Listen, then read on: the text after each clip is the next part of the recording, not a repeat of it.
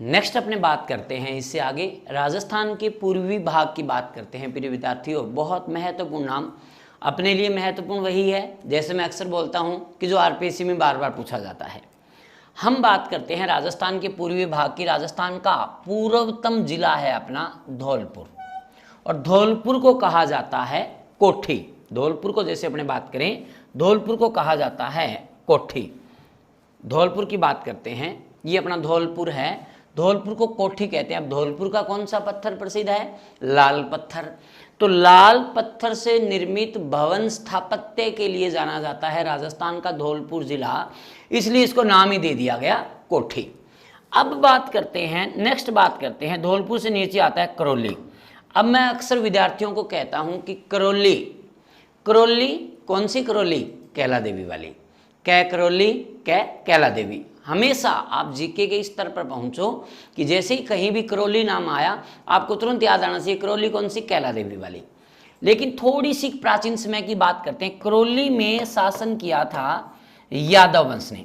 यादव जिनको यदुवंशी कहा गया, भगवान श्री कृष्ण के वंशज कहा गया, जिनको यादवों द्वारा शासन करने के कारण, भगवान श्री कृष्ण का वंशज होने के कारण इसको कहा गया गोपाल पाल। आजकल नाम भी लेते हैं घरों में, लड्डू गोपाल, बाल गोपाल, और यहीं से नाम पड़ा गोपाल पाल। अब यहाँ से अब करौली को कल्याणपुरी के नाम से जाना जाता है, कल्याण सिंह के द्वारा स्थापित किया गया, इसलिए कल्याणपुरी के नाम से जाना जाता है। करौली में स्थान है महावीर जी, और इसको चंदनपुर के नाम से भी जाना जाता है। यानी करौली कौन सी करौली? यादवों वाली। कौन सी करौली? कैला देवी वाली। कौन सी करौली? कल्याण सिंह वाली। कौन सी करौली? गोपाल पाल वाली। कौन सी करौली? महावीर जी वाली। कौन सी करौली? चंदनपुर वाली। अब यहाँ पर एक बात करते हैं, मैंने अभी नाम लिया था कैला देवी का। अब जैसे ही आपको कैला देवी नाम आया, कैला देवी नाम आया, आप तुरंत एक नाम और याद आना चाहिए। कैला देवी के मेले में किया जाने वाला प्रमुख नृत्य है लांगुरिया नृत्य। लांगुरिया नृत्य, अब देखो कितनी चीजें एक दूसरे से जुड़ी। लांगुरिया नृत्य किस जिले का प्रसिद्ध है? करौली का। कौन सी करौली? कैला देवी वाली। किसने शासन किया? यादव वंश ने शासन किया, इसलिए क्या कहा गया? गोपाल पाल। कल्याणपुरी कल्याण सिंह ने स्थापित किया, इसके बाद में चंदनपुर या महावीर जी के नाम से भी जाना जाता है। करौली कैला देवी वाली, कैला देवी के मेले में किया जाने वाला प्रमुख नृत्य है लांगुरिया नृत्य।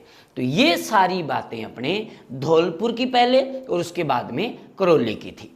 अब अपने बात करते हैं प्यारे बच्चों, अब बात करते हैं महत्वपूर्ण नाम आता है राजस्थान के पूर्वी भाग में, बड़ा महत्वपूर्ण बात करते हैं अपने, एक क्षेत्र आता है आरपीसी का बहुत ही फेवरेट क्वेश्चन है। देखो बार बार प्रश्न आता है, वो अपने लिए फेवरेट है।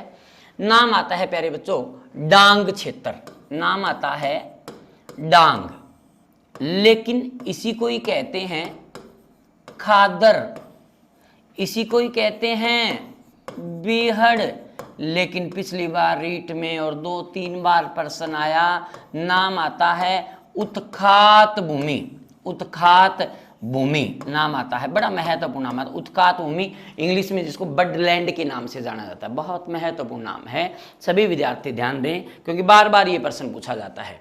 अब सबसे पहले आपको क्या पता होना चाहिए, डांग पटवारी वाले पेपर के अंदर सीधा क्वेश्चन आ गया था, है ना। निम्न में से कौन सा जिला डांग क्षेत्र में सम्मिलित नहीं है? तो विशेष ध्यान रखें, डांग क्षेत्र, खादर क्षेत्र, बीहड़ क्षेत्र, उत्खात भूमि में प्यारे बच्चों राजस्थान के 3 जिले आते हैं। धौलपुर आता है, करौली आता है और सवाई माधोपुर आता है। ये 3 जिले आते हैं डांग क्षेत्र के अंदर। फिर मैं एक बार रिपीट कर रहा हूं, सबसे पहले आपको ये पता होना चाहिए कि सबसे पहले कौन से जिले, कितने जिले, कौन कौन से? 3 जिले, धौलपुर, करौली, सवाई माधोपुर आते हैं। अब बात करते हैं ये है क्या, क्यों कहते हैं इसे डांग क्षेत्र, क्या ऐसा है? बात करते हैं प्यारे बच्चों। सबसे पहले बात करते हैं, देखो राजस्थान की सबसे बड़ी नदी है, महत्वपूर्ण नदी है चंबल नदी। मध्य प्रदेश से निकलती है, मध्य प्रदेश से निकलती है, यहाँ से मध्य प्रदेश से निकलती है, और मध्य प्रदेश से निकलने के बाद में राजस्थान में 84गढ़ चित्तौड़गढ़ से प्रवेश करती है, कोटा में बहती है, बूंदी में बहती है। अब देखो सवाई माधोपुर, करौली, धौलपुर, यहाँ राजस्थान और मध्य प्रदेश की सीमा बनाती है। ये उदयपुर में उत्तर प्रदेश में चली जाती है, मुरादगंज नामक स्थान पर जाकर यमुना नदी में मिल जाती है। लेकिन कुल 6 जिलों में बहती है, लेकिन ये जो 3 जिले हैं, धौलपुर, करौली और सवाई माधोपुर, ये जो 3 जिले हैं, यहाँ पर चंबल नदी बहुत ज़्यादा अवनालिका अपरदन करती है। मैंने फिर बहुत महत्वपूर्ण नाम लिया, अवनालिका अपरदन, अवनालिका अपरदन नाम लिया। क्या होता है अवनालिका अपरदन? जब नदी के जल द्वारा मिट्टी का कटाव किया जाता है उसे कहते हैं अवनालिका अपरदन। बहुत महत्वपूर्ण प्रश्न आपके लिए। राजस्थान में 2 प्रकार का अपरदन होता है प्यारे बच्चों, एक तो पानी के द्वारा होता है और एक वायु के द्वारा होता है। राजस्थान के पश्चिमी भाग में नो डाउट, राजस्थान के पश्चिमी मरुस्थलीय भाग में वायु द्वारा अपरदन होगा, लेकिन राजस्थान की वह नदी जो सर्वाधिक अवनालिका अपरदन करती है, जल अपरदन करती है, वो चंबल है। देखा जाए तो राजस्थान की 2 ही नदियों में तो पानी है, बाकी में तो पानी नहीं है, चंबल और माही में, है ना। नदियां खूब है, पानी 2 ही नदियों में है ना। तो राजस्थान में सर्वाधिक अवनालिका अपरदन करने वाली नदी चंबल है। अब वो अवनालिका अपरदन कहाँ करती है? धौलपुर, करौली, सवाई माधोपुर में। अब अपरदन करती है, कटाव करती है, और कटाव करके बड़े बड़े गड्ढों का निर्माण करती है प्यारे बच्चों। उन गड्ढों को कहा जाता है बीहड़। चंबल नदी द्वारा अवनालिका अपरदन के बाद बनने वाले बड़े बड़े गड्ढों को क्या कहते हैं? बीहड़ कहते हैं। देखो 2 नाम आते हैं, एक बीड़ आता है, बीड़। शेखावाटी क्षेत्र में चारागाह के मैदानों को बीड़ कहते हैं। राजस्थान के पूर्वी मैदानी भाग में घास के मैदानों को बीड़ कहते हैं, लेकिन प्यारे बच्चों ये नाम है बीहड़। राजस्थान के धौलपुर, करौली, सवाई माधोपुर में अवनालिका अपरदन के बाद बनने वाले बड़े बड़े गड्ढों को बीहड़ कहा जाता है। बड़े बड़े गड्ढों को बीहड़ कहा जाता है। अब गड्ढे किए, बड़े बड़े गड्ढों का निर्माण कर दिया, अब पथरीला सा भाग है, थोड़ा बहुत पानी बाहर गया तो दलदल भी बन गई। अब मैं डेफिनेशन बोल रहा हूँ इस बडलैंड का, परिभाषा बोल रहा हूँ पूरी की पूरी। राजस्थान के धौलपुर, करौली, सवाई माधोपुर जिलों का चंबल नदी द्वारा अपरदित गहरे गड्ढे युक्त पथरीला व दलदली भाग क्या कहलाता है? डांग क्षेत्र, खादर क्षेत्र, बीहड़ क्षेत्र, उत्खात भूमि। अब वो जमीन किसी काम की नहीं है, ना कृषि हो सकती है, ना कोई उद्योग कामयाब है, उत्खात है, बडलैंड है, नम भूमि है प्यारे बच्चों। ये था। अब आपके लिए प्रश्न कैसे आना है? सबसे पहले डांग क्षेत्र, खादर क्षेत्र का विस्तार राजस्थान के कितने जिलों में? 3 जिलों में है। डांग क्षेत्र का निर्माण किन किन जिलों के बीच में है? धौलपुर, करौली, सवाई माधोपुर। और सबसे महत्वपूर्ण, डांग क्षेत्र उत्खात भूमि का निर्माण राजस्थान की कौन सी नदी करती है? चंबल नदी करती है। ये डांग क्षेत्र के बारे में बात थी। अब बात करते हैं, 2 प्रश्न आते हैं इनमें। धौलपुर, करौली, सवाई माधोपुर में करौली को कहते हैं डांग की रानी। करौली को क्या कहा जाता है? डांग की रानी। अब रानी है तो राजा भी होगा, धौलपुर को डांग का राजा कहा जाता है। तो ये अपने बात थी प्यारे बच्चों, राजस्थान के पूर्वी भाग की बात थी, जिनमें अपने बात की सबसे पहले धौलपुर की बात की, फिर हमने बात की करौली की, फिर हमने बात की धौलपुर, करौली और सवाई माधोपुर की बात की। अब बात करते हैं राजस्थान के दक्षिणी पूर्वी भाग की बात करते हैं, जिसमें बूंदी, कोटा, बारां, झालावाड़, जिसका प्रचलित नाम अपने को मिलता है हाड़ौती। प्रचलित नाम अपने को मिलता है हाड़ौती की बात अपने करते हैं, हाड़ौती क्षेत्र की बात। अब हाड़ौती में आपको पता होना चाहिए कितने जिले आते हैं? 4 जिले, बूंदी, कोटा, बारां, झालावाड़। अब यहाँ पर थोड़ा सा एक बिंदु और आता है कि इस क्षेत्र को हाड़ौती क्यों कहा गया। चौहानों की एक शाखा थी, हाड़ा शाखा। आपको बताया चौहानों की उत्पत्ति सांबर झील से, अजमेर में आके शासन किया। इसके बाद में चौहान विभिन्न शाखाओं में बंट गए, जिनमें रणथंभौर के चौहान, जालोर के चौहान, नाडोल के चौहान, देवड़ा चौहान। इसी तरीके से एक चौहानों की शाखा हाड़ा राजाओं के द्वारा बूंदी, कोटा, बारां, झालावाड़ में शासन किया गया, इसलिए इसको कहा गया हाड़ौती क्षेत्र। लेकिन अब इसमें 4 जिले आते हैं, बूंदी आती है, कोटा आता है, बारां आता है और झालावाड़। अपने इन 4 जिलों की अलग अलग बात करते हैं, जिसमें सबसे पहले बूंदी की अगर अपने बात करें, बहुत प्रचलित नाम मिलता है वृंदावती। ये बहुत महत्वपूर्ण नाम है, वृंदावती के नाम से जाना जाता है बूंदी को। इसके बाद में राजस्थान का एक प्रसिद्ध किसान आंदोलन हुआ था, बरड़ खेराड़ किसान आंदोलन। वो जो बरड़ स्थान था वो भी बूंदी में है, ये यहाँ पर बरड़ है इसलिए बरड़ के नाम से भी जाना जाता है। इसके बाद बात करते हैं अपने कोटा की। अब राजस्थान का कानपुर कहा जाता है, राजस्थान की शिक्षा नगरी कहा जाता है, राजस्थान की औद्योगिक नगरी कहा जाता है कोटा को। इसके बाद अपने बात करते हैं बारां की, बड़ा महत्वपूर्ण नाम आता है बारां का। वराह नगरी के नाम से जाना जाता है, वराह नगरी के नाम से जाना जाता है।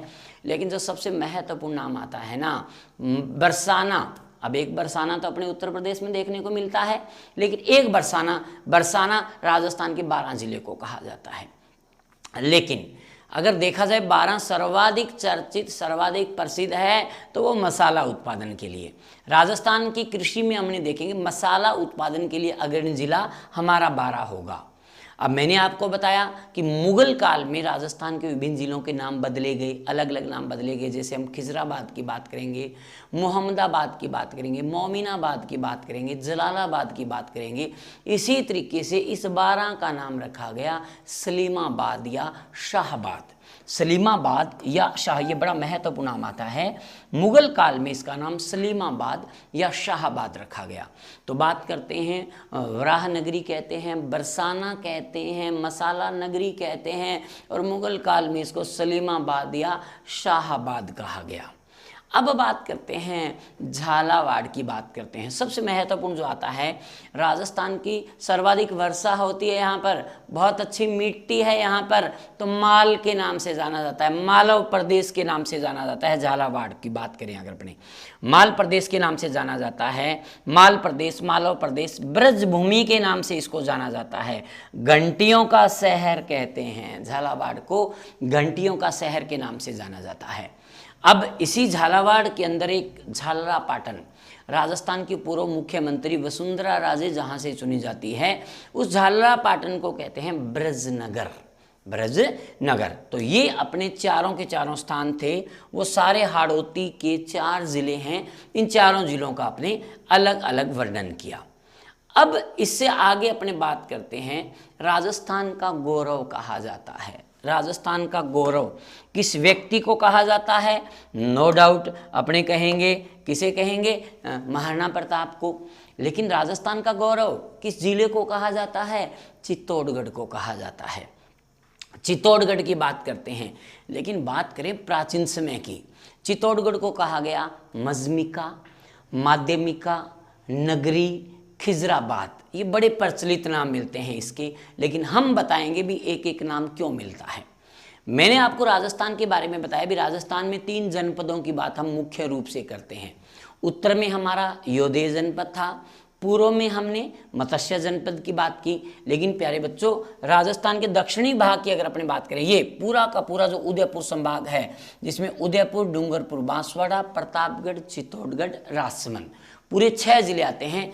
इसको एक नाम दिया गया और वो जनपद था हमारा सीवी जनपद, सीवी जनपद था। अब मैंने आपको बताया जनपद क्या था? रियासतों का समूह था, जिसमें मुख्यतः राजस्थान का दक्षिणी भाग आता था। लेकिन मैंने आपको बताया कि एक जनपद की एक राजधानी भी होती थी। जो बड़ा रियासत था, मुख्य रियासत था, उसको इसकी राजधानी बना दिया जाता था। तो इस सीवी जनपद की राजधानी का नाम था मजमिका या माध्यमिका, जिसे हम वर्तमान में चित्तौड़ कहते हैं। अब आपके लिए प्रश्न क्या आना है? मजमिका, माध्यमिका राजस्थान के किस जिले को कहा गया? चित्तौड़गढ़ को कहा गया। चित्तौड़गढ़ को मजमिका या माध्यमिका क्यों कहा गया?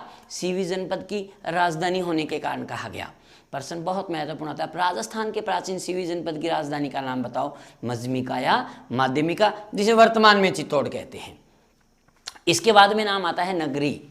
राजस्थान के बहुत सारे सभ्यता स्थल हैं, जिसमें कालीबंगा है, रंग महल है, आहड़ है, बैराट है, गिल्लूंड है, बहुत सारे सभ्यता स्थल हैं। नगरी है, नगर है। ऐसा ही हमारा एक सभ्यता स्थल है नगरी, और ये नगरी चित्तौड़गढ़ में है। बड़ा प्रसिद्ध स्थल था, इसी कारण चित्तौड़गढ़ को भी नगरी के नाम से जाना गया। लेकिन प्यारे बच्चों, फिर चित्रकूट, चित्रकूट, चित्रकूट को ही तो हमने चित्तौड़ बनाया था। अब बात करते हैं सबसे जो महत्वपूर्ण चर्चा वाला बिंदु आता है, बड़ी चर्चा वाला, वो आता है खिजराबाद। मैंने अभी ये बताया था थोड़ी देर पहले, शाहाबाद की अपने बात की थी, सलीमाबाद की बात की थी, जलालाबाद की बात आगे करेंगे, मोहम्मदाबाद की बात आगे करेंगे। इसी तरीके से प्यारे बच्चों खिजराबाद नाम क्या था? 1303 में चित्तौड़गढ़ का राजा था रावल रतन सिंह, और रावल रतन सिंह की पत्नी का नाम था रानी पद्मिनी। पद्मिनी की सुंदरता से प्रभावित होकर उसमें भारत के शासक अलाउद्दीन खिलजी ने चित्तौड़गढ़ पर आक्रमण कर दिया। घमासान युद्ध हुआ, उस युद्ध भूमि में वीरगति को प्राप्त हुए रावल रतन सिंह। अब अलाउद्दीन खिलजी अंदर आया तो रानी पद्मिनी तो तब तक जौहर करके अपना जीवन समाप्त कर चुकी थी। उसी समय अब अलाउद्दीन खिलजी रानी पद्मिनी को प्राप्त करने के लिए आया था, लेकिन वो तो जौहर करके अपना जीवन समाप्त कर चुकी थी। तो क्योंकि राजपूत स्त्रियां जीती है तो अपनी आन बान और शान के लिए, तो उसी समय तुरंत वापस लौट गया अलाउद्दीन खिलजी। लेकिन जाने से पहले उसने अपने पुत्र खिजर खां को चित्तौड़गढ़ का राजा बना दिया, और चित्तौड़गढ़ का नाम बदलकर क्या कर दिया? खिजराबाद। बात करते हैं खिजराबाद किसे कहा गया? चित्तौड़गढ़ को। कब नाम, किसने नाम रखा? अलाउद्दीन खिलजी ने। कब नाम रखा? 1303 में। किसको पराजित किया? रावल रतन सिंह को। और इसी समय रानी पद्मिनी के द्वारा जौहर किया गया, जो मेवाड़ के इतिहास का प्रथम शाखा था। तो ये सारी बातें अपने चित्तौड़गढ़ के बारे में बातें थी। अब बात करते हैं राजस्थान के भौगोलिक दृष्टि से अगर देखा जाए तो दो नाम आते हैं, और दोनों नामों को प्यारे बच्चों बड़ा इम्पोर्टेंट माना जाता है। भौगोलिक दृष्टि से बात करते हैं क्योंकि हम इस टॉपिक में, मैंने आपको पहले भी बताया था, हम कल्चर की भी बात कर रहे हैं, हम हिस्ट्री की बात कर रहे हैं, हम ज्योग्राफी की बात कर रहे हैं, लेकिन ये दो नाम बहुत महत्वपूर्ण नाम आते हैं। सबसे पहले नाम आता है छप्पन का मैदान, छप्पन बेसिन या माही बेसिन। ये बहुत इंपॉर्टेंट, आरपीएससी की दृष्टि से सबसे महत्वपूर्ण नामों में से एक आता है। प्यारे बच्चों, अपने बात करते हैं, मैं बताता हूं कि राजस्थान के दक्षिणी भाग की बात करें तो आपको 3 विशेषताएं सबसे पहले याद आनी चाहिए। राजस्थान के दक्षिणी भाग की विशेषताओं की बात करें, पहली विशेषता है आदिवासी। पूरे राजस्थान में यदि सर्वाधिक आदिवासी निवास करते हैं तो राजस्थान के दक्षिण में निवास करते हैं। अब आदिवासी कहाँ रहते हैं? वनों में, तो सर्वाधिक वन भी यही हैं। पूरे राजस्थान में सर्वाधिक वन राजस्थान के दक्षिणी भाग में है। और पानी किस नदी का पीते हैं? माही नदी का। पानी किस नदी का पीते हैं? माही नदी का। तो 3 विशेषताएं हैं प्यारे बच्चों। नंबर 1 आदिवासी, नंबर 2 वन, और नंबर 3 माही नदी। राजस्थान के दक्षिणी भाग की अपने बात करते हैं, दक्षिणी भाग की बात करते हैं तो दक्षिणी भाग की महत्वपूर्ण नदी है माही नदी। ये यहाँ मध्य प्रदेश से निकलती है। मध्य प्रदेश अमोरू की पहाड़ी विंध्याचल पर्वत की निकलने के बाद में राजस्थान में खांडू बांसवाड़ा से प्रवेश करती है, प्रतापगढ़ बांसवाड़ा और डूंगरपुर बांसवाड़ा की सीमा बनाते हुए खंबात की खाड़ी के माध्यम से अरब सागर में गिरती है। अब मुख्य रूप से सीमा बनाती है, देखो, प्रतापगढ़ और बांसवाड़ा की, डूंगरपुर और बांसवाड़ा की। लेकिन प्यारे बच्चों, डूंगरपुर पहाड़ियों का शहर है। अब जहां नदी बहती है, नो डाउट वहां पर मैदान बनेगा, समतल भूभाग बनेगा। तो अब डूंगरपुर पहाड़ियों का शहर है, तो माही नदी द्वारा जो निर्मित मैदान है उसका मुख्य विस्तार प्रतापगढ़ और बांसवाड़ा के मध्य है, और लगभग 56 मैदानी गांवों में ये भूभाग फैला हुआ है प्यारे बच्चों।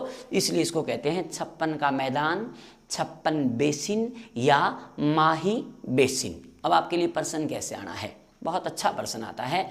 56 का मैदान का निर्माण कौन सी नदी करती है? माही नदी करती है।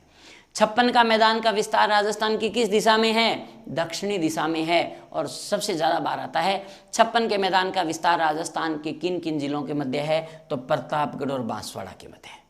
56 के मैदान का विस्तार राजस्थान के प्रतापगढ़ और बांसवाड़ा के मध्य है प्यारे बच्चों। ये सारी 56 के मैदान की बातें थी। अब बात करते हैं, नाम आता है, राजस्थान पुलिस के पेपर में नाम आया भी था, कांठल। नाम आता है कांठल। कांठल एक शब्द आता है प्यारे बच्चों, गुजराती भाषा का कांठा। कांठा से कांठल बना, और कांठा माने होता है किनारा। कांठा माने होता है किनारा। अब ये जो प्रतापगढ़ है पूरा का पूरा, ये रहा प्रतापगढ़ अपना, ये प्रतापगढ़ पूरा पूरा माही नदी के किनारे पर स्थित है, कांठे पर स्थित है। इसलिए इसको कहते हैं कांठल या कांठल का मैदान। राजस्थान पुलिस वाले पेपर के अंदर सीधा ही पूछा गया, कांठल राजस्थान के किस जिले को कहा जाता है? प्रतापगढ़ को कहा जाता है। अब आपके लिए दो बातें हैं, 56 का मैदान प्रतापगढ़ और बांसवाड़ा, कांठल का मैदान अकेला प्रतापगढ़। और इन दोनों ही मैदानों का निर्माण प्यारे बच्चों कौन सी नदी करती है? माही नदी करती है। तो ये 56 का मैदान, कांठल का मैदान राजस्थान के प्राचीन नामों में महत्वपूर्ण नाम आता है। अब थोड़ी सी अपने बात करते हैं कि इन राजस्थान के दक्षिणी भाग की बात करते हैं। राजस्थान के दक्षिणी भाग की बात करते हैं। बड़ा प्रसिद्ध नाम आता है प्यारे बच्चों, प्रचलित नाम आता है, अभी रीट वाले पेपर के अंदर भी वो क्वेश्चन पूछा गया। नाम आता है बागड़, वारगट, व्याघ्रघाट, बागरू, पुष्प क्षेत्र, नागखंड, लाट क्षेत्र। देखिए इनमें जो सबसे इंपॉर्टेंट नाम है वो है बागड़, जिसको हम वागड़ भी कहते हैं, वारगट भी कहते हैं, व्याघ्रघाट भी कहते हैं, बागरू भी कहते हैं, पुष्प घाट भी कहते हैं, नागखंड, लाट प्रदेश के नाम से भी जाना जाता है। ये बागड़ शब्द कहाँ से आया? अपने अभी थोड़ी देर पहले अपने बात करे थे कि राजस्थान में सर्वाधिक वन राजस्थान के दक्षिणी भाग में है, लेकिन अगर अपने बात करें सर्वाधिक वनों की, अगर अपने बात करें तो ये जो डूंगरपुर बांसवाड़ा के मध्य है ना, यहाँ के वन हैं ये सघन वन हैं, घने वन हैं। और राजस्थान का डूंगरपुर बांसवाड़ा का सघन घने वनों वाला भाग है, वो क्या कहलाता है? बागड़ कहलाता है। वो हमारा बागड़ क्षेत्र है। अब आपको दो बातें पता होनी चाहिए। बागड़ का विस्तार कितने जिलों में? 2 जिलों में। कौन कौन से? प्रतापगढ़ और डूंगरपुर और बांसवाड़ा। और विशेषता क्या? सघन घने वन। अब प्रश्न आया रीट वाले पेपर के अंदर, राजस्थान के दक्षिणी भाग में बोली जाने वाली प्रमुख भाषा कौन सी है? तो प्यारे बच्चों बागड़ में तो बागड़ी बोली जाएगी, है ना। तो राजस्थान के दक्षिणी भाग में आदिवासी क्षेत्र में बोली जाने वाली प्रमुख भाषा बागड़ी है, जो मुख्य रूप से डूंगरपुर और बांसवाड़ा की बागड़ क्षेत्र में बोली जाती है। ये दक्षिणी भाग की प्रमुख बातें थी। लेकिन अब देखो डूंगरपुर बांसवाड़ा को हमने कह दिया बागड़, लेकिन डूंगरपुर बांसवाड़ा के बीच का भाग है उसे कहते हैं मेवल। अब मेवल कहा जाता है, डूंगरपुर बांसवाड़ा के बीच का एक भाग है उसे मेवल के नाम से कहा जाता है। लेकिन अब यही आपने ध्यान रखना है, देवल प्रतापगढ़ को कहते हैं, देवल प्रतापगढ़ को कहा जाता है। अब अकेले बांसवाड़ा की बात करते हैं, बड़ा प्रचलित नाम आता है उथुनक, अर्थुना जगह है, अर्थुना को उथुनक के नाम से जाना जाता है। परमार शासकों द्वारा यहाँ पर बड़े प्रसिद्ध मंदिरों का निर्माण भी किया गया। इसके बाद बात करते हैं डूंगरपुर बांसवाड़ा दोनों को ही कहते हैं कुमारिका खंड है, कुमारिका खंड। ये छोटे छोटे नाम अपने को जरूर मिलते हैं, लेकिन डूंगरपुर बांसवाड़ा का नाम लेते ही आपको सबसे पहले जो नाम याद आना चाहिए वो नाम आना चाहिए बागड़। अत्यधिक सघन घने वनों वाला भाग जहाँ पर बोली जाने वाली प्रमुख भाषा हमारी बागड़ी है। इससे आगे अपनी बात करते हैं बीकानेर की, बीकाना की बात करते हैं। अगर अपने सबसे पहले देखें बीकानेर की बात करें, बीकानेर को कहा गया जांगल प्रदेश, जांगलू, राती घाटी, माद्रे जांगला, कुरू जांगला, ये नाम पूरे बीकानेर के मिलते हैं। जांगल प्रदेश मिलते हैं, जांगलू, राती घाटी, कुरू जांगला, माद्रे जांगला के नाम से जाना जाता है। प्राचीन समय में कहा जाता है शुष्क क्षेत्र था, वीरान क्षेत्र था, सुनसान क्षेत्र था, सूखा क्षेत्र था, इसलिए इसको जांगल प्रदेश कहा गया। अब बाद में रियासत काल भी बना जांगल प्रदेश। अब यहाँ पर एक महत्वपूर्ण नाम आता है, ये जो जांगल प्रदेश था पूरा का पूरा, इस जांगल प्रदेश के विस्तार की अगर अपने बात करें तो बीकानेर, अगर एक जिला पूछे तो बीकानेर था, लेकिन कुछ भाग इसमें जोधपुर का भी आता है, ये कुछ भाग जोधपुर का भी आता है और कुछ भाग है वो नागौर का भी आता है। अब नागौर में एक स्थान था, नागौर का एक स्थान था अहिछत्रपुर, अहिछत्रपुर वो इस जांगल प्रदेश की राजधानी था। अब यहाँ पर प्रश्न क्या आना है, जांगलू, जांगल प्रदेश, कुरू जांगला, माद्रे जांगला किसे कहा गया? बीकानेर को कहा गया। जांगल प्रदेश की राजधानी का नाम बताओ, अहिछत्रपुर। अहिछत्रपुर का वर्तमान में नाम बताओ, नागौर। नागौर का प्राचीन नाम बताओ, अहिछत्रपुर। लेकिन अगर बहुत अच्छा प्रश्न, स्टैंडर्ड का प्रश्न पूछे तो जांगल प्रदेश का विस्तार राजस्थान के किन जिलों के मध्य था? तो बीकानेर, प्रमुखतः बीकानेर रहेगा बीच में, लेकिन कुछ भाग जोधपुर का और कुछ भाग नागौर का भी था। ये बात ध्यान रखनी है। तो ये अपने जांगल प्रदेश के बारे में बातें थी और ये बातें अपने बीकानेर के बारे में बात थी। अब इससे आगे अपने बात करते हैं, नाम आता है इसी बीकानेर के नज़दीकी क्षेत्र की भी बात करते हैं। नज़दीक में नागौर भी है, नज़दीक में शेखावाटी क्षेत्र भी आता है, इसकी बात अपने करते हैं। अब देखो, एक नाम आता है गुर्जर क्षेत्र या गुजरातरा क्षेत्र, ये बड़ा अच्छा नाम आता है, गुर्जर क्षेत्र या गुजराता क्षेत्र की अगर अपने बात करें तो बीकानेर प्लस बीकानेर में शेखावाटी क्षेत्र मिला दो। अब आपको बता चुका हूँ शेखावाटी में 3 जिले आते हैं, चूरू, झुंझुनू और सीकर, और बीकानेर प्लस चूरू, झुंझुनू, सीकर को मिलाने से बन गया गुर्जर क्षेत्र या गुजरातरा क्षेत्र। ये पूरा का पूरा क्षेत्र, ये देखो, ये पूरा का पूरा क्षेत्र है, ये हमारा गुर्जर क्षेत्र या गुजराता क्षेत्र। आपने ध्यान क्या रखना है, बीकानेर प्लस पूरा शेखावाटी जिसमें 3 जिले आते हैं। इससे आगे अपने अब बात करते हैं थोड़ी सी, एक नाम आता है प्यारे बच्चों, एक नाम आता है बांगर क्षेत्र। अब ये बांगर का जो शाब्दिक अर्थ है वो है अर्ध शुष्क भाग।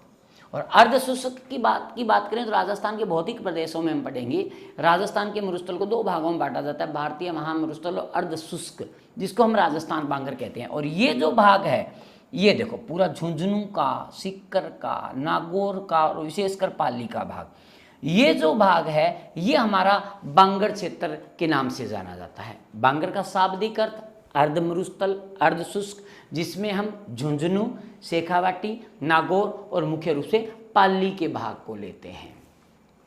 अब नागौर की बात करते हैं। नागौर का कहीं नाम मिलता है हमें स्वालक, नागौर को कहा जाता है स्वालक के नाम से भी जाना जाता है। लेकिन अब नागौर में एक खारे पानी की झील है जिसका नमक अखाद्य है, इसमें सोडियम सल्फेट की मात्रा पाई जाती है, डीडवाना। राजस्थान की खारे पानी की झीलों में हम इसकी खूब बात करेंगे, डीडवाना। लेकिन डीडवाना को कहा जाता है आभा नगरी या उपकाशी के नाम से जाना जाता है, ध्यान रखें इस बात का। डीडवाना को कहते हैं आभा नगरी या उपकाशी कहा जाता है। तो ये बात थी। अब इसी नागौर के अंदर एक शहर है साथियों, राजस्थान के इतिहास में, राजस्थान की कल्चर में उसका बड़ा प्रसिद्ध नाम आता है मीरारो मेड़तो। मीरारो मेड़तो, उस मेड़ता की बात करें, मेड़ता को कहा गया मेदिनीपुर, ये नाम एक बार पूछा गया था, मेदिनीपुर राजस्थान के किस स्थान को कहा जाता है, तो मेड़ता को कहा जाता है। मेडन तक कहा गया, मेरु तक कहा गया, मीरता कहा गया, लेकिन अंततः नाम एक ही है, मीरारो मेड़तो। तो ये बात थी साथियों राजस्थान के बीकानेर और नागौर क्षेत्र की बातें थी जो अपने बात की। अब बात करते हैं, राजस्थान में सूर्य का प्रतीक माना जाता है एक और स्थान आता है जिसको हम कहते हैं मारवाड़ क्षेत्र। अब जैसे ही मारवाड़ नाम आता है, मारवाड़ नाम लेते ही आपके दिमाग में तुरंत आता है जी हमारा जोधपुर। तो यहाँ थोड़ा सा ध्यान रखें कि मारवाड़ जोधपुर व इसके आसपास का क्षेत्र आता है। मारवाड़ में जोधपुर आता है नो डाउट, लेकिन इसके आसपास का क्षेत्र, कुछ भाग पाली का कुछ भाग है, बाड़मेर का कुछ भाग है ना, जैसलमेर का भी थोड़ा सा भाग है, ये भाग है वो हमारा मारवाड़ क्षेत्र था, मुख्यतः जोधपुर होगा। अब देखो इसको कहते हैं मरुभूमि, मरुभूमि के नाम से इसको जाना जाता है। लेकिन अब यहाँ पर बड़ा जोधपुर का एक महत्वपूर्ण स्थल है मंडोर। मंडोर को कहते हैं मांडव्यपुर, मंडोर को कहते हैं मांडव्यपुर, मंडोर के बारे में कहा जाता है मांडव्यपुर। और फिर एक बात करते हैं, देखो ओसियां, जोधपुर का एक प्रसिद्ध स्थल है, बड़ा प्रसिद्ध स्थान लाता है ओसियां। ओसिया को कहते हैं उपकेश पट्टन, उपकेश पट्टन कहा जाता है। लेकिन मुख्य रूप से हमारे केंद्र में जोधपुर रहता है, जिसको हम मारवाड़ कहते हैं, जिसको हम मरुभूमि कहते हैं। अब इसी मारवाड़ के नीचे एक जिला आता है पाली। पाली राजस्थान का सबसे लंबा जिला पाली को माना जाता है, राजस्थान का सबसे लंबा जिला पाली को माना जाता है। लेकिन प्राचीन समय में पाली का हमने का हटा के और सीधा पाली रख दिया है ना, तो प्राचीन समय में पाली था, लेकिन इसको पल्लिक नगरी भी कहा गया, पलकी नगरी कहा गया, पारा नगर भी कहा गया। इस पाली की अगर अपने बात करें, प्रसिद्ध नाम पालिका, का हटा दिया हमने, पाली रख दिया, लेकिन पारा नगरी भी कहते हैं, पलकी नगरी भी कहते हैं। ये सारी बातें हैं हमारी ये सारी बातें हमारी थी वो पाली की थी। इसके बाद में बात करते हैं राजस्थान का एक और महत्वपूर्ण स्थल आता है सांबर झील। सांबर झील की अगर अपने बात करें, सांबर झील के बारे में बात करते हैं। देखो सबसे पहले आपको सांबर झील के बारे में पता होना चाहिए। सांबर झील कहाँ है? जयपुर। प्रशासनिक दृष्टि से पूर्णतः सांबर झील जयपुर में है, लेकिन बात करें तो इसका विस्तार बहुत बड़ा भाग नागौर में भी है, लेकिन थोड़ा बहुत भाग अजमेर में भी है। तो एक जिला पूछे सांबर, दो जिले पूछे सांबर झील के बारे में एक जिला पूछे जयपुर, दो जिले पूछे जयपुर नागौर, और अगर तीसरा जिला और भी पूछ ले तो वो होगा जयपुर नागौर और अजमेर। थोड़ा ध्यान रखें। लेकिन सांबर ऐतिहासिक दृष्टि से बड़ा महत्वपूर्ण था। हम चर्चा करके भी आए हैं कि चौहानों की उत्पत्ति है वो हमने इसी सांबर से मानी। चौहानों की उत्पत्ति यहाँ से मानी। इसके बाद में चौहानों की प्रारंभिक कुल देवी शाकंभरी माता की उत्पत्ति भी यहीं से मानी जाती है, इसलिए इस क्षेत्र का नाम है वो भी शाकंभरी क्षेत्र मिलता है। प्रश्न सीधा आता है शाकंभरी किसे कहा गया? तो सांबर को कहा गया। अब एक जो विशेष नाम आता है, मुख्य नाम आता है, वो आता है सपादलक्ष। सांबर को सपादलक्ष कहा गया। अब ये सपादलक्ष है क्या? प्यारे बच्चों, सपादलक्ष 1.25 लाख। सपादलक्ष क्या? 1.25 लाख। ये क्या 1.25 लाख? प्यारे बच्चों, ये थे 1.25 लाख गांव। 1.25 लाख गांव का समूह था जिसका विस्तार जयपुर, टोंक, अजमेर और नागौर के मध्य ये था। ये वो क्षेत्र था। तो अब आपने ध्यान क्या रखना है? सपादलक्ष किसे कहा गया? सांबर को। सपादलक्ष का शाब्दिक अर्थ 1.25 लाख गांवों का समूह था जिसका मुख्य विस्तार। अब यहाँ पर ध्यान रखें, अगर आपसे सपादलक्ष के बारे में पूछा जाए तो 1 नंबर जयपुर, और जयपुर के साथ एक ही जिला और आता है और वो जिला आता है टोंक।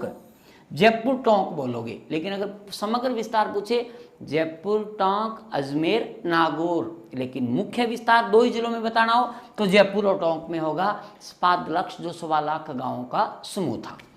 अब ये जो सांबर है, इस सांबर का जो उत्तरी भाग है उसे हमने कह दिया रूमा के नाम से जाना गया।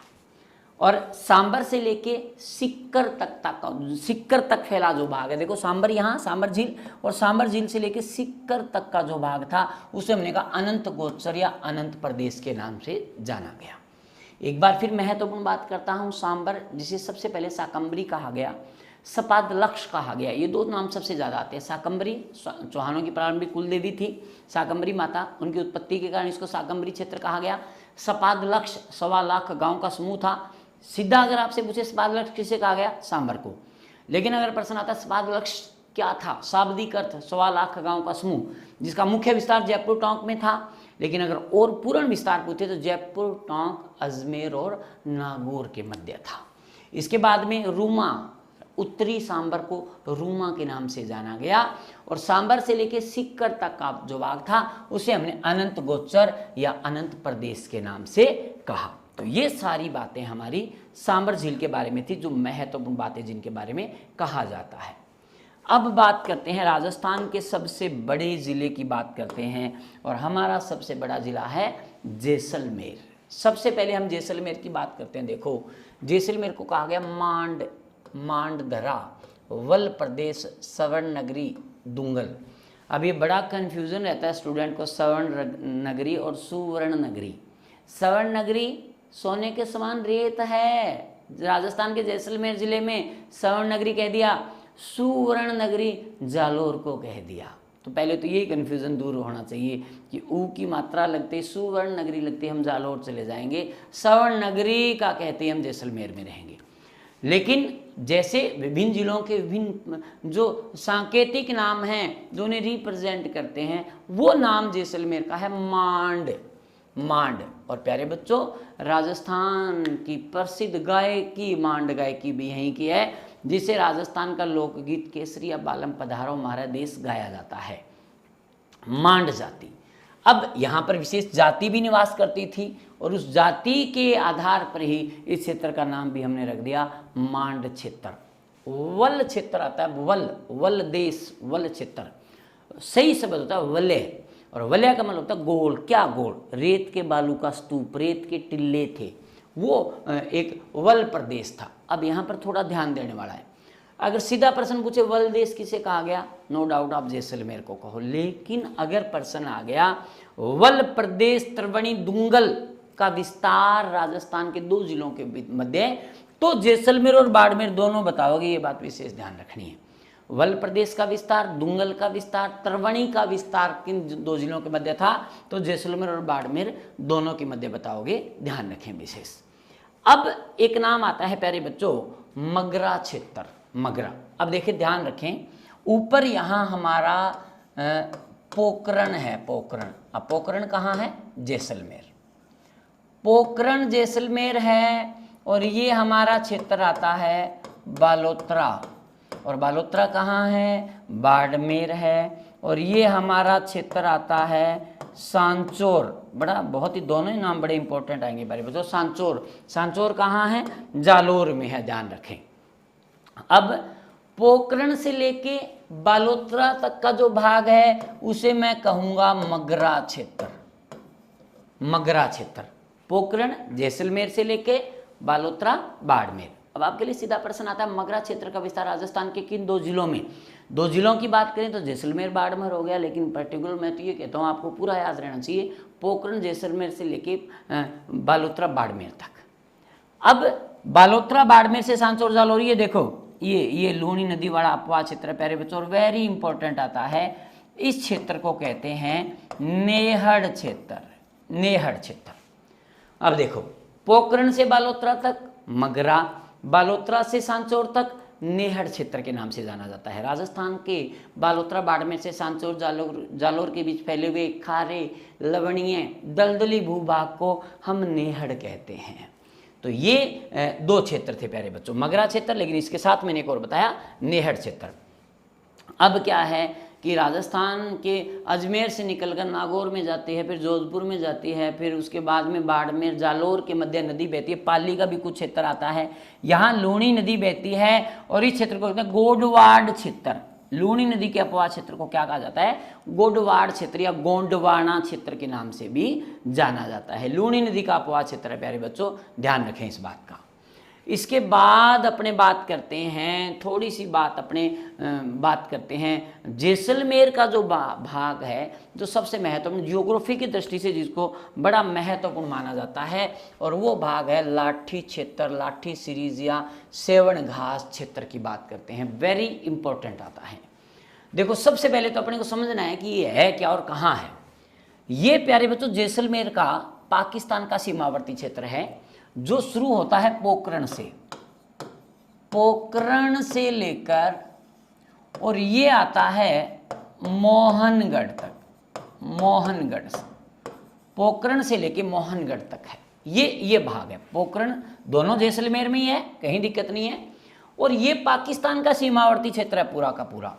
और इतने क्षेत्र में अत्यधिक मीठा पानी है जमीन के अंदर, जिसको मैं कहता हूं भूगर्भीय जल पट्टी, भूगर्भीय जल पट्टी। अब यहां पर ध्यान रखें इस बात का, पहला प्रश्न आपके लिए क्या, लाठी क्षेत्र क्या है, भूगर्भीय जल पट्टी है, यानी इतनी जगह में जैसलमेर के क्षेत्र में जमीन के नीचे अत्यधिक मीठा पानी है। चंदन नलकूप भी तो यही है, थार का गड़ा जिसे कहते हैं वो भी यहीं पर ही है। अब बात करते हैं भूगर्भीय जल पट्टी है, जिसका विस्तार मुख्य रूप से पोखरण से लेके मोहनगढ़ जैसलमेर तक है।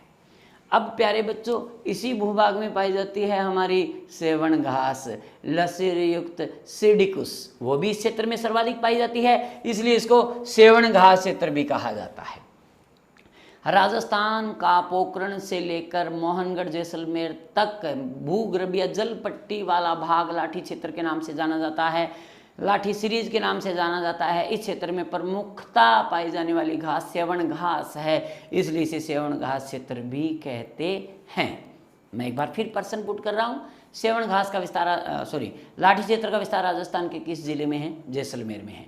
लाठी क्षेत्र प्रश्न आया था राजस्थान पुलिस के पेपर में, लाठी क्षेत्र प्रसिद्ध है मीठे पानी के लिए, सेवन घास के लिए, मरुस्थल के लिए या प्राकृतिक गैस के लिए। अब बच्चे बड़े कन्फ्यूज हुए, सेवण घास बच्चों को थोड़ी ज़्यादा याद रहती है, लेकिन ध्यान रखें लाठी क्षेत्र जो नाम है वो भूगर्भीय जल पट्टी के लिए नाम है, ये बात ध्यान रखें आप। पहली विशेषता लाठी क्षेत्र की भूगर्भीय जल पट्टी है, जमीन के नीचे अत्यधिक मीठा पानी है। दूसरी खासियत है वो आपकी सेवण घास है, और विस्तार राजस्थान के जैसलमेर जिले में है। अब नीचे एक जिला और बचता है बाड़मेर। बाड़मेर की बात करते हैं, श्रीमाल कहा गया, बाढ़ाना कहा गया, मल्लानी कहा गया, बाड़मेरू कहा गया, रू हटा दिया और हमने सीधा बाड़मेर रख दिया। ठीक है, ये बाड़मेर के नाम थे, कुछ ज़्यादा विशेष इसके नामों में ज़्यादा नहीं आता, लेकिन जो इम्पोर्टेंट है बाड़मेर में हमारे लिए वो है छप्पनिया की पहाड़ियाँ, क्योंकि हम राजस्थान के दक्षिणी भाग में छप्पन का मैदान पढ़ के आए हैं। यहाँ पर हमारी छप्पनिया की पहाड़ियाँ हैं, नाकोड़ा की पहाड़ियाँ हैं, सिवाना की पहाड़ियाँ हैं। क्या है ये? देखो ये बाड़मेर जिला है। बाड़मेर और जालोर के मध्य ग्रेनाइट की पहाड़ियाँ हैं। बाड़मेर और जालोर, मुख्य रूप से बाड़मेर और फिर जालोर तक जाती है। बाड़मेर जालोर में ग्रेनाइट की पहाड़ियाँ जो लगभग 56 पहाड़ियों का समूह है, जिसे हम छप्पनिया की पहाड़ियाँ कहते हैं, नाकोड़ा की पहाड़ियाँ कहते हैं, सिवाना की पहाड़ियाँ भी कहा जाता है। अब यहाँ पर एक नाम लिया है मैंने, नाकोड़ा, ये बड़ा इंपॉर्टेंट नाम आता है प्यारे बच्चों। नाकोड़ा को राजस्थान का मेवा नगर कहते हैं। अब मेवा नगर मतलब ये नहीं कि सूखे मेवों के लिए प्रसिद्ध है, राजस्थान का मेवा नगर क्योंकि यहाँ पर जैन धर्म का प्रसिद्ध तीर्थ स्थल बना हुआ है। अब आपको दो बातें पता होनी चाहिए, राजस्थान का मेवा नगर किसे कहते हैं? नाकोड़ा बाड़मेर को। और राजस्थान का मेवा नगर नाकोड़ा बाड़मेर को कहते हैं, क्यों प्रसिद्ध है? जैन धर्म के प्रसिद्ध मंदिरों के लिए तीर्थ स्थल के रूप में जाना जाता है। तो ये सारी बातें हमारी थी, ये सारी बातें हमारी जैसलमेर और बाड़मेर की बातें थी। इससे आगे अपनी बात करते हैं राजस्थान के प्राचीन नामों में। नेक्स्ट अपने इससे आगे बात करते हैं, क्षेत्र आता है ढूंढाड़ क्षेत्र। जयपुर की बात अपने करते हैं। जयपुर को प्राचीन समय में ढूंढाड़ कहा गया। कहा जाता है कि यहाँ पर प्राचीन समय में एक नदी थी, ढूंढ नदी। ढूंढ नदी के बहने के कारण इसको ढूंढाड़ कहा गया। अब ढूंढाड़ से ही नाम बना ढूंढाड़ी। राजस्थान में बोली जाने वाली प्रमुख भाषाओं में एक भाषा है प्यारे विद्यार्थियों, ढूंढाड़ी, जो जयपुर व इसके आसपास के क्षेत्र में बोली जाती है। ढूंढ नदी के कारण ढूंढाड़ कहा गया, और ढूंढाड़ क्षेत्र में बोली जाने वाली प्रमुख भाषा अपनी ढूंढाड़ी है। अब इसी आमेर को कहा गया अमरवती नगरी, अंबावती के नाम से भी आमेर को जाना गया। बात करते हैं टोंक की बात करते हैं, टोंक की बात करते हैं। टोंक को कहा गया प्राचीन भारत का टाटा नगर। एक जगह है रेंड, प्राचीन स्थल है रेंड, और यहाँ पर प्यारे विद्यार्थियों एशिया का लोहे के सिक्कों का सबसे बड़ा अकूत भंडार यहाँ पर मिला। एशिया का सबसे बड़ा लोहे के सिक्कों का भंडार मिला रेंड, इसलिए से प्राचीन भारत का टाटा नगर कहते हैं। और ये रेंड टोंक में है, टोंक में था। जयपुर की बात कर ली, टोंक की बात कर ली। अब नाम आता है अजमेर का। राजस्थान का हृदय कहते हैं अजमेर को, लेकिन यहाँ पर एक जाति निवास करती थी, मेर, और इस मेर जाति के कारण इसको क्या कहा गया? मेरवाड़ा कहा गया। राजस्थान के इतिहास में बहुत महत्वपूर्ण स्थान आता है, क्योंकि अंग्रेजी रियासत काल के अंत तक भी इन्होंने यहीं पर शासन किया था। केंद्र शासित प्रदेश हमारा ये रहा था। मेर जाति के कारण इसको प्राचीन समय में क्या कहा गया? मेरवाड़ा कहा गया। इससे आगे अपने बात करते हैं, इससे आगे अपने बात करते हैं, ये क्षेत्र आता है जिसमें हम जालोर की बात करेंगे और सिरोही की बात करेंगे। अब यहाँ पर बड़ा महत्वपूर्ण आता है प्यारे विद्यार्थियों कि अपने बात करें, सबसे पहले जालोर की बात करते हैं। सबसे पहले जालोर की अगर अपने बात करें, राजस्थान के सबसे पिछड़े जिलों में नाम आता है जालोर का, राजस्थान के सबसे पिछड़े जिलों में। अब आपको दो बातें यहाँ पर आनी चाहिए। राजस्थान का सबसे पिछड़ा जिला जालोर को माना जाता है, कारण बताओ? क्योंकि अधिकांश भूमि पर लवणीय क्षेत्र का विस्तार है। लवणीय भूमि का विस्तार होने के कारण ही इस जालोर को अरब सागर का पुत्र भी कहा जाता है। जालोर को अरब सागर का पुत्र कहते हैं। अब इस जालोर की बात करें तो यहाँ पर मैंने उस दिन बताया भी था, आपको बताया था, इससे पहले भी बताया था कि एक स्थान है बालोतरा, स्थान है बालोतरा, बाड़मेर में है, और एक स्थान है सांचौर, स्थान है सांचौर, और ये सांचौर है हमारा जालोर। बालोतरा बाड़मेर से सांचौर जालोर के बीच का जो खारा भाग है, लवणीय भाग है, इसे हम कहते हैं नेहड़, इसे नेहड़ कहा जाता है। तो बालोतरा बाड़मेर से सांचौर जालोर के बीच फैले हुए खारे लवणीय दलदली भूभाग को कहते हैं नेहड़ कहा जाता है। अब इससे आगे अपने बात करते हैं। देखो जालोर की बात करें, राजस्थान के एक प्रसिद्ध ऋषि हुए थे जाबाली ऋषि। जाबाली ऋषि की तपोस्थली माना गया जालोर को, इसलिए इसका नाम पड़ गया जाबालीपुर। लेकिन जलालाबाद, जैसे अपने बात की थी मुगल काल में बहुत सारे जिलों के नाम बदले गए, बहुत सारे क्षेत्रों के नाम बदले गए, ऐसे ही नाम रखा गया जलालाबाद, जलालाबाद कहा गया। लेकिन ऐतिहासिक ग्रंथों में मैदांतक या जाहलूर नाम भी जालोर के मिलते हैं। जाबाली ऋषि की तपोस्थली होने के कारण इसको जाबालीपुर कहा गया, जलालाबाद कहा गया, मैदांतक कहा गया और फिर जाहलूर कहा गया, जिसे हमने जालोर बना दिया। अब अपने बात करें, इस जालोर में एक बड़ा महत्वपूर्ण स्थान आता है प्यारे बच्चों, भीनमाल। भीनमाल नाम आता है जो ऐतिहासिक दृष्टि से बड़ा प्रसिद्ध है। जैसे चीनी यात्री ह्वेनसांग, चीनी यात्री ह्वेनसांग ने राजस्थान के किस स्थान की यात्रा की थी? बहुत महत्वपूर्ण प्रश्नों में से एक आता है। चीनी यात्री ह्वेनसांग आया था यहाँ पर भीनमाल में। अब चीनी यात्री था तो उसने चीनी भाषा में इसको, भीनमाल तो उसको नाम आता नहीं था, इसलिए कहा पीलो मिलो। अब यहाँ पर देखो बड़ा महत्वपूर्ण है प्यारे विद्यार्थियों, दो प्रश्न आते हैं, पूछा जा सकता है। चीनी यात्री ह्वेनसांग ने राजस्थान के किस स्थान की यात्रा की? भीनमाल जालोर की यात्रा की। चीनी यात्री ह्वेनसांग ने राजस्थान के किस स्थान को पीलो मिलो कहा? पीलो मिलो कहा, तो पीलो मिलो भीनमाल को कहा और इसको भिनमल कहा गया, जिसको हम भीनमाल बनाते हैं। फिर एक स्थान आता है इसी भीनमाल के नजदीक का एक क्षेत्र आता है प्यारे बच्चों, नजदीक का क्षेत्र आता है भाद्राजून। ऐतिहासिक दृष्टि से ये भी बड़ा महत्वपूर्ण है। लेकिन मेवाड़, मारवाड़, इधर सिरोही, इन चारों क्षेत्रों से घिरा हुआ था, इसलिए इसको कहा गया चौराई। चौराहा शब्द आता है, चौराहा चार रास्ते जहां पर काटते हैं, तो ये चारों तरह से घिरा हुआ था, चार, मेवाड़ से, मारवाड़ से, इधर कुछ डुंडाड़ का क्षेत्र भी आता था, मेरवाड़ा का क्षेत्र भी आता था, इन सभी रियासतों से घिरा हुआ था, इसलिए इसको कहा गया चौराई। भाद्राजून जालोर को क्या कहा गया? चौराई कहा गया। अब बात करते हैं, आधुनिक नाम आता है राजस्थान का पंजाब, और राजस्थान का पंजाब कहते हैं सांचौर जालोर को। लेकिन प्राचीन समय में इस सांचौर जालोर को कहा जाता था सत्यपुर। सत्यपुर कहा गया और इसी को कहा गया महमूदाबाद। सत्यपुर या महमूदाबाद किसे कहा गया? सांचौर जालोर को, जिसे वर्तमान में हम क्या कहते हैं? वर्तमान में कहते हैं राजस्थान का पंजाब कहा जाता है। ये सारी बातें जालोर की बातें थी। अरब सागर का पुत्र कहते हैं, अधिकांश भूमि पर लवणीय क्षेत्र का विस्तार यहाँ पर माना जाता है, और चौराई यहाँ पर है, जाबालीपुर, जलालाबाद, मेदंतक यहाँ पर है, भीनमाल प्रसिद्ध क्षेत्र, संस्कृत के प्रसिद्ध कवि माघ की जन्मस्थली भी इसी भीनमाल को ही माना जाता है। तो ऐतिहासिक दृष्टि से महत्वपूर्ण भी आता है। जालोर के बाद में नीचे बात करते हैं, सिरोही की बात करते हैं। सिरोही की सबसे पहले बात करते हैं प्यारे विद्यार्थियों, सिरोही का नाम लेते ही अपने को तुरंत एक पर्वत याद आता है, और वो पर्वत है हमारा आबू पर्वत। और आबू पर्वत के कारण इसको कहा गया आर्बुद प्रदेश। ये बड़ा महत्वपूर्ण नाम आता है, कई बार पूछा जाता है। आर्बुद प्रदेश किसे कहा गया? सिरोही को कहा गया, कारण आबू पर्वत के कारण। यहाँ पर जैसा मैंने आपको बताया अभी तभी, चौहानों ने अजमेर में शासन किया, लेकिन अजमेर के बाद विभिन्न शाखाओं में बंट गए।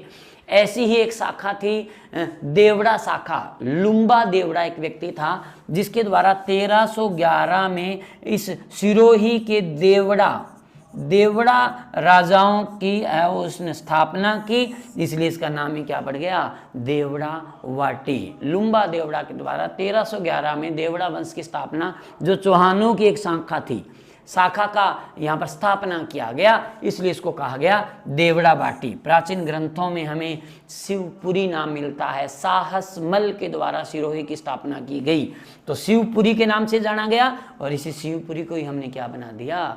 सिरोही बना दिया। सबसे पहले आबू पर्वत के कारण आर्बुद प्रदेश कहा गया, देवड़ा राजाओं के कारण देवड़ा वाटी कहा गया, शिवपुरी कहा गया, और शिवपुरी को हमने क्या बना दिया? सिरोही बना दिया। अब यहाँ पर एक नाम आता है सिरोही में, बाकर क्षेत्र। हालांकि ये राजस्थान के भौतिक भागों में अपने बात करेंगे। राजस्थान का नो डाउट सबसे ऊंचा जिला है वो सिरोही है। अब ऊंचा जिला है तो ऊंचे जिले में अत्यधिक तीव्र ढलान वाले छोटे छोटे पठार हैं, और राजस्थान के सिरोही जिले में अत्यधिक तीव्र ढलान वाले छोटे छोटे पठारी भूभाग को क्या कहते हैं? बाखर क्षेत्र कहा जाता है। तो ये सारी बातें अपने प्रिय विद्यार्थियों सिरोही की थी। इससे आगे अपने बात करते हैं, क्षेत्र आता है भीलवाड़ा। भीलवाड़ा की बात करें तो बिलाड़ी शब्द से भीलवाड़ा बना है, और बिलाड़ी की अगर अपने बात करें तो मेवाड़ रियासत के प्राचीन समय के सिक्कों को बिलाड़ी कहा जाता था, है ना। आपके लिए प्रश्न है प्यारे विद्यार्थियों, यहाँ इस क्षेत्र में मेवाड़ रियासत की टकसाल थी जहाँ पर सिक्कों का निर्माण किया जाता था, है ना, सिक्कों की गढ़ाई की जाती थी, और मेवाड़ के सिक्कों को ही कहते थे बिलाड़ी। प्रश्न आता है, कई बार पूछ लिया जाता है सीधा ही कि मेवाड़ रियासत के सिक्कों को क्या कहा गया? तो बिलाड़ी कहा गया, और बिलाड़ी से ही अपना शब्द है वो क्या बना? भीलवाड़ा बना। बिलाड़ी से भीलवाड़ा बना। इससे आगे अपने बात करते हैं, अब दो नाम आते, देखो ये बिलाड़ी, ये रहा बिलाड़ी, और बिलाड़ी से अपने क्या बना? भीलवाड़ा। अब यहाँ इस भीलवाड़ा की बात करें तो एक नाम आता है खेराड़ और माल खेराड़, दो नाम आते हैं। खेराड़ जगह का नाम है, भीलवाड़ा की जगह है खेराड़, और माल भी जगह का नाम है, और ये जो माल है ये टोंक में है। कहाँ है? टोंक में। अगर आपसे पूछा जाए खेराड़ क्षेत्र का विस्तार कहाँ है? अकेले भीलवाड़ा में है। इस खेराड़ का विस्तार अकेले भीलवाड़ा में, लेकिन आ जाए माल खेराड़ तो भीलवाड़ा और टोंक दोनों में होगा। ये बात ध्यान रखें आप, भीलवाड़ा और टोंक दोनों में होगा। क्यों? क्योंकि खेराड़ क्षेत्र के नजदीक ही एक क्षेत्र है जिसे माल क्षेत्र कहा जाता है, जगह है माल टोंक में, इसलिए माल खेराड़ नाम दिया जाता है। फिर एक नाम आता है ऊपर माल, ये तो बहुत ही महत्वपूर्ण भाग है। राजस्थान के भौतिक भागों में हम बात करेंगे प्रिय विद्यार्थियों। राजस्थान के सबसे उपजाऊ भूभागों में से एक आता है ऊपरमाल। राजस्थान के बिजोलिया भीलवाड़ा, जिसको विजयवल्ली कहा गया, बिजोलिया को विजयवल्ली कहा गया, बिजोलिया भीलवाड़ा से लेकर चित्तौड़गढ़ का स्थान है, यहाँ तक फैले हुए इस भौतिक भाग को ऊपरमाल कहते हैं। भैंसरोडगढ़ जगह है, भैंसरोडगढ़ चित्तौड़गढ़, ये देखो यहाँ पर भैंसरोडगढ़ चित्तौड़गढ़ से बिजोलिया भीलवाड़ा के बीच फैले लंबे पठारी उपजाऊ भूभाग को क्या कहते हैं? ऊपरमाल कहा जाता है। आपके लिए प्रश्न कैसे आना है वो सुनो। ऊपरमाल क्या है? राजस्थान का अत्यधिक उपजाऊ पठारी भूभाग है। नंबर 2, ऊपरमाल क्षेत्र का विस्तार राजस्थान के किन दो जिलों के मध्य है? तो भीलवाड़ा और चित्तौड़गढ़ के मध्य। पूरा बताना हो, भैंसरोडगढ़ चित्तौड़गढ़ से बिजोलिया भीलवाड़ा के बीच फैले लंबे पठारी भूभाग को, उपजाऊ भूभाग को क्या कहते हैं? ऊपरमाल कहा जाता है। तो ये सारी बातें प्रिय विद्यार्थियों अपने भीलवाड़ा क्षेत्र की थी। और इसके बाद अपने बात करते हैं, अपने बात करेंगे मेवाड़ की बात करेंगे, अपने बात करेंगे राजसमंद की बात करेंगे अपने, है ना। बहुत सारे नाम आते हैं, बहुत महत्वपूर्ण नाम आते हैं प्रिय विद्यार्थियों। सबसे पहले जैसे अपने बात करते हैं राजनगर की बात करें, ये कहा गया राजसमंद को। राजसमंद का प्राचीन नाम राजनगर था, और आज भी बड़ी इंपॉर्टेंट बात है, राजसमंद जिले का जिला मुख्यालय राजसमंद पर नहीं है, वो कहाँ है? राजनगर में है। सब राजस्थान के जितने भी जिले हैं सभी का जो जिला मुख्यालय है वो डिस्ट्रिक्ट हेडक्वार्टर जो है वो उन्हीं के नाम पर होता है, लेकिन राजसमंद एकमात्र ऐसा जिला है जिसका जिला मुख्यालय राजनगर है, ध्यान रखें इस बात का। फिर राजस्थान के इतिहास में बड़ा महत्वपूर्ण आता है कुंभलगढ़। कुंभलगढ़ की अगर अपने बात करें तो प्राचीन समय में इसको हेमकूट कहा गया, ये बहुत महत्वपूर्ण नाम आता है। कुंभलगढ़ को प्राचीन समय में क्या कहा गया? हेमकूट कहा गया। फिर श्रीनाथ द्वारा राजसमंद का प्रसिद्ध स्थान है, इसको प्राचीन समय में कहा गया सिंहाड़। श्रीनाथ जी का जो है श्रीनाथ द्वारा का अपना, उसे कहा गया सिंहाड़ कहा गया। अब इसके बाद में एक स्थान आता है प्रिय विद्यार्थी, ये बहुत इंपॉर्टेंट आता है, ये बहुत इंपॉर्टेंट आता है। बात अपनी करते हैं भौमट क्षेत्र की, जहाँ पर जाति निवास करती है, भील जाति निवास करती है। भील बाहुल्य क्षेत्र को भौमट कहा जाता है। पहले तो यही बात ध्यान रखिए, भील जाति जहाँ जिस क्षेत्र में बहुत ज़्यादा निवास करती है उसे भौमट कहा जाता है। लेकिन बहुत इंपॉर्टेंट प्रश्न आता है प्यारे बच्चों, ध्यान रखिए इस बात का। भौमट क्षेत्र का विस्तार देखो, ऊपर सिरोही से, सिरोही, उदयपुर और डूंगरपुर का भाग है। वेरी इंपॉर्टेंट है, ध्यान रखें। पहली बात तो आपको बताना चाहिए, भौमट क्या है? भील बाहुल्य क्षेत्र को भौमट कहते हैं, भौमट कहा जाता है, भौमट। लेकिन ऊपर सिरोही, उदयपुर, डूंगरपुर, 3 जिलों में भौमट क्षेत्र का विस्तार है, ध्यान रखें। दक्षिणी सिरोही है, सिरोही का निचला भाग है, उदयपुर का भाग है और उत्तरी डूंगरपुर का भाग है। 3 जिलों में भौमट क्षेत्र का विस्तार, भील बाहुल्य क्षेत्र का विस्तार है। बोराट के पठार की राजस्थान के भौतिक भागों में बात करेंगे प्रिय विद्यार्थियों।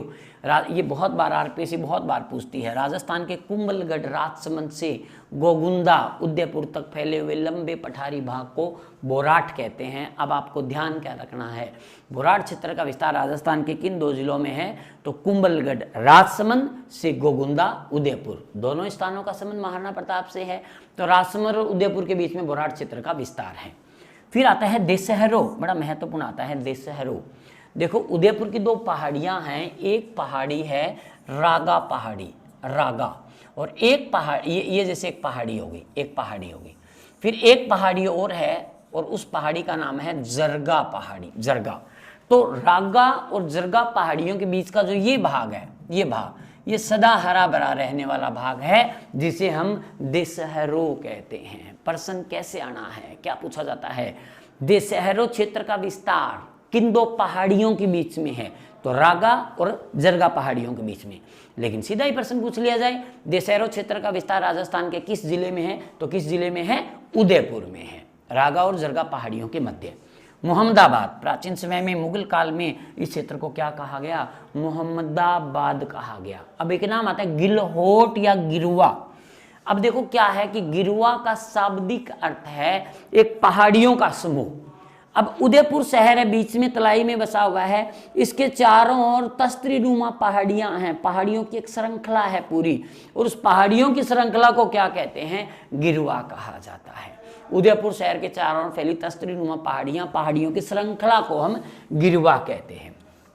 प्राचीन समय की बात करते हैं, देखो रियासत काल में इस उदयपुर को मेवाड़ कहा, सीवी, याद करो जनपद बताया था मैंने आपको कि राजस्थान के दक्षिणी भाग में किस जनपद का विस्तार है? सीवी जनपद का विस्तार है, और सीवी जनपद का अधिकांश भाग अपने इस उदयपुर में था, तो उदयपुर को सीवी कहा। फिर मेद पाट या प्रागवाट, मेदों का पाट, पाट माने होता है रहने का स्थान, पाठ था, मेदों का पाठ था, मेद पाठ कहा गया। प्रागवाट का अगर आप संधि विच्छेद करो तो बनता है प्राक plus what, Praak plus what, यानी प्राक माने प्राचीन। राजस्थान के सबसे प्राचीन क्षेत्रों में नाम आता है उदयपुर का, इसलिए इसको क्या कहा गया? प्रागवाट कहा गया। तो ये प्यारे विद्यार्थियों सारे राजस्थान के विभिन्न जिलों के विभिन्न क्षेत्रों के प्राचीन नाम थे। धन्यवाद।